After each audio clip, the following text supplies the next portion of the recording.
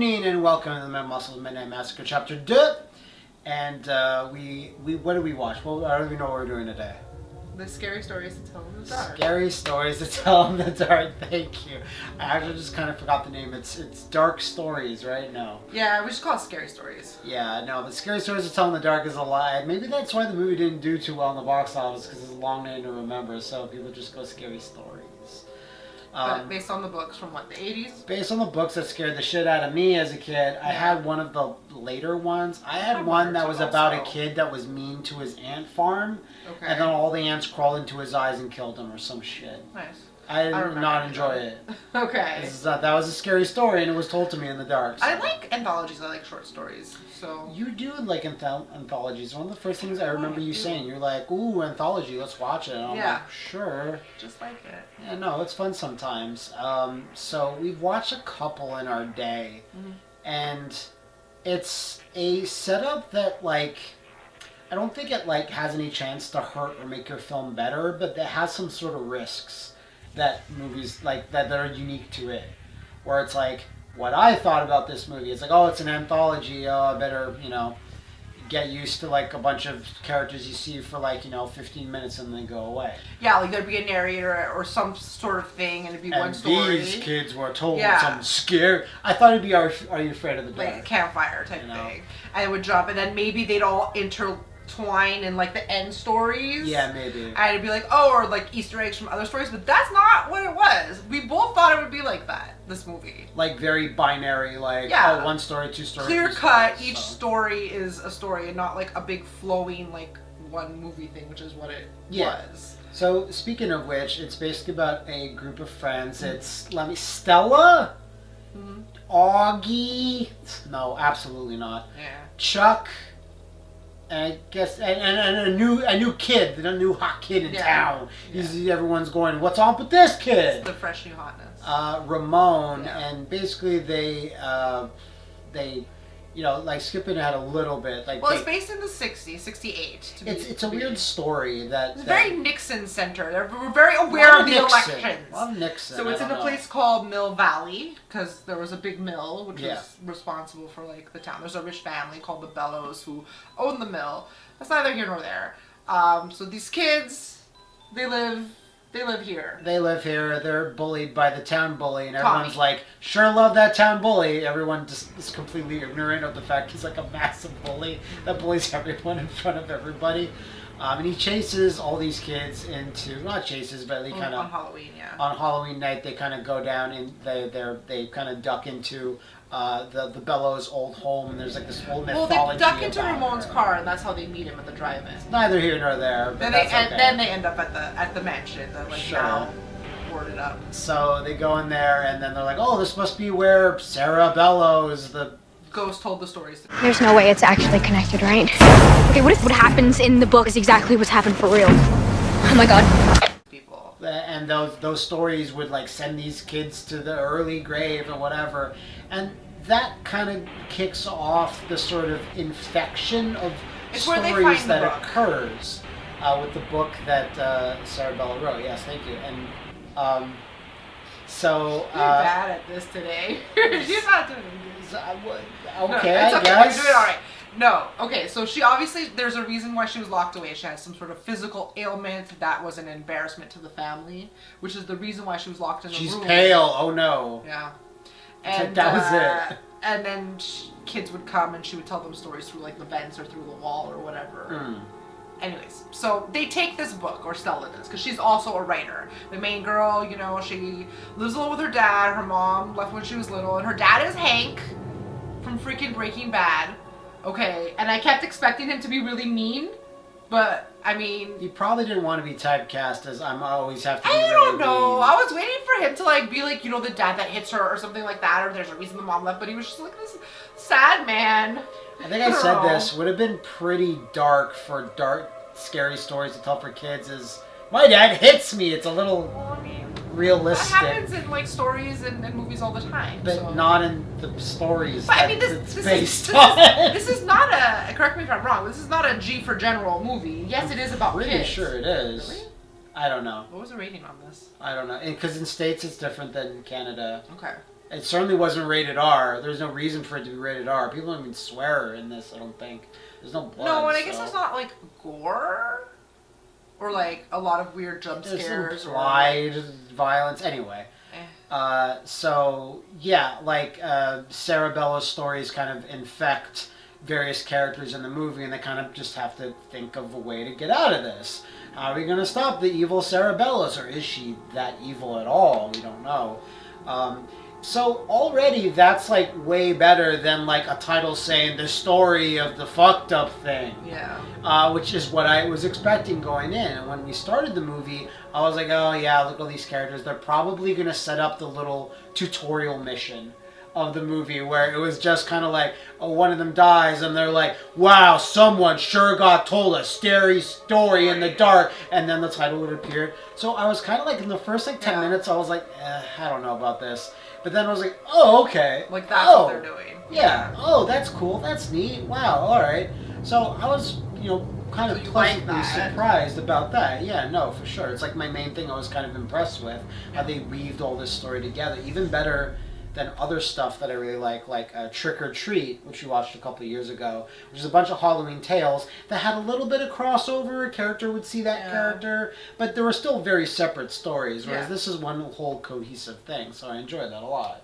Yeah, and just to say, like, how they used the stories that were in the book that she would tell were, like, these classic sort of stories that we all Who stole my know. big toe? Or... Yeah, like that, or like these stories that are now like urban legends that we all have heard forever, and they're not really scary anymore, but they found a way to reinvent them with like the creatures and the telling of it and the light and everything that made those stories now scary. Like the story, like the classic stories, I'm not going to use one from this, but like the ones with like, the lovers at make-out point and they hear a scratching and then there's a hook on the door, or the woman driving and the headlights flashing and she thinks that guy's, but it's because there's someone in the back seat. Warn her, like these classic things that like by today's standards of scary stories aren't really scary anymore. Yeah, now it's all about Reddit. Let's not meet at the subway. Yeah. McDonald's. Okay, like weird stalker stories and stuff like that. But some of these things are horrifying, even just ghost stories. But I like that they managed to still give them a twist and make them scary. Yeah. That they wouldn't be on their own. Either with a twist or like we said with a creature effect, like the Jangly Man or whatever like creatures. I never heard of that story in particular, Jangly Man, but it was really kind of a neat ride where it's like unlike some other movies we watched for the Massacre, where I'm like, oh, I wonder what's gonna happen next. Like some stories are just kind of go nowhere. I don't really have a satisfying conclusion, and this one certainly kind of surprises you here and there with some stuff. So I enjoyed that. I did not enjoy some of the friends. You're so weird. Yeah, you like really had a hate boner for like which one? Chuck? Augie and Chuck, honestly. Ramon and Stella, fine. I like them. Augie and Chuck, it just came off to me as like, having watched like the It and Stranger Things, having a bunch of kids in a certain time period, it just came off to me as a little like, oh, we got to have a funny kid like that kid in It. That was a big success. Probably because of that funny kid. Let's have a funny kid. Almost kind of looks similar, and it's like, wasn't that funny, and I don't know if they were trying to make him hilarious. He was actually kind of annoying to me. I was just like, alright, just do your little shtick, okay, cool. I don't know. Let's move on. I don't think they played it that hard. I think there's certain archetypes of characters in all type of stories throughout all time that will always be there. So I don't think they really tried too hard. I see what you mean. You're not wrong, but like, this comes after It and Stranger Things. So there's like this movie studios tend to like want to replicate that success. Yeah. That's just what I mean. So they didn't come off to me as wholly unique characters. Stella and Ramon did, actually. Yeah. I was like, oh yeah, I know. She's kind of a bookworm, but the bookworm is never usually the main character, so it was nice to see her there. Guys don't make passes at girls who wear glasses. Right? And I think we both really enjoyed all the special effects for the creatures. Yeah, those were great. Yeah. Like, obviously.